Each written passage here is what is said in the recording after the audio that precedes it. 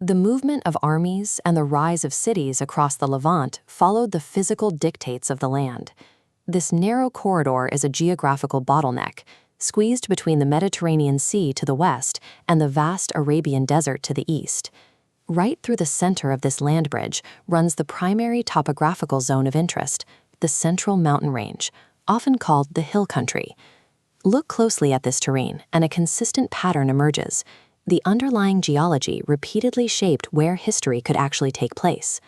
To truly understand the ancient records of this region, we need to treat the terrain itself as a physical engine that drove the human story. The Central Mountain Range is built on a foundation of hard limestone. As this limestone weathers, it naturally degrades into distinct step-like formations and breaks down into a rich red soil. When winter rains hit these peaks, water carves deep V-shaped wadis through the rock, forcing groundwater out as natural springs in the valley floors. These wadis create an absolute travel constraint. The slopes are too steep and the cuts too deep to allow for movement across the valleys. Because crossing the valleys is nearly impossible, all major communication and military vectors must follow the continuous high ridges. Humans adapted to this geometry by clearing rocks to reinforce the natural limestone steps, turning the hillsides into agricultural terraces. The very composition of the bedrock dictated where humans could walk, where they could farm, and where they were forced to build their civilizations. Elevation defines the strategic value of the hill country. To the south, the Judean mountains rise to 3,000 feet, matched by the mountains of Ephraim to the north. Between these two high-altitude regions lies a specific topographical anomaly, the Central Benjamin Plateau.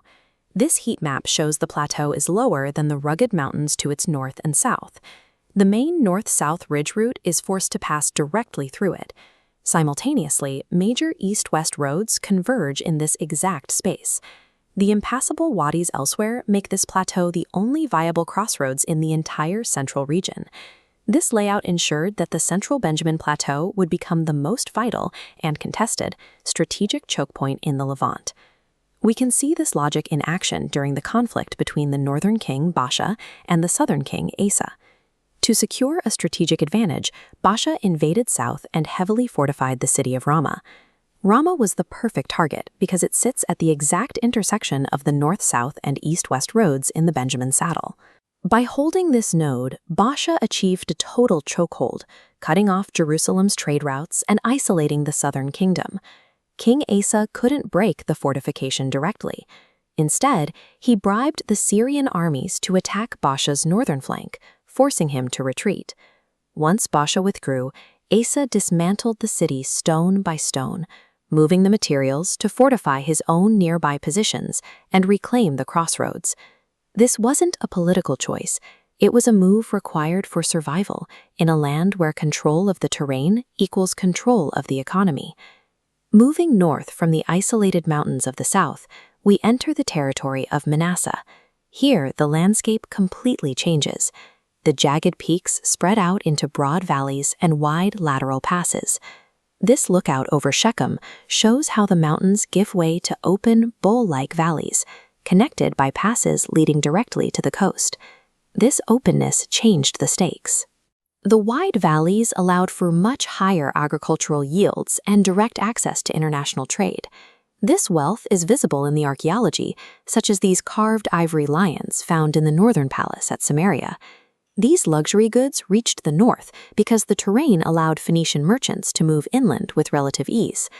But this accessibility was a double-edged sword.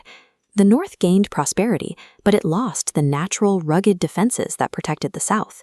Because the landscape was so open, the northern kingdom spent generations searching for a capital city that could actually be defended. They started at Shechem, positioned between Mount Ebal and Mount Gerizim. While a historic site, Shechem sat in an open valley, impossible to hold against a large army. The capital moved first to Tirzah for isolation, and finally to Samaria, a hilltop city combining trade access with fortress defensibility. But the geography was inescapable. The same passes that brought in Phoenician ivory also funneled the region's deadliest empires directly into the northern heartland. The southern kingdom of Judah lasted significantly longer, protected by the rugged, isolating terrain we saw earlier. For the north, the terrain dictated the end. In 722 BC, the Assyrian Empire utilized these wide valleys to crush the kingdom. This collapse was a direct result of the land's geometry. The northern topography was simply too open to survive a sustained imperial assault. To understand the rise and fall of these civilizations, we have to look past the politics and see the physical reality of the terrain.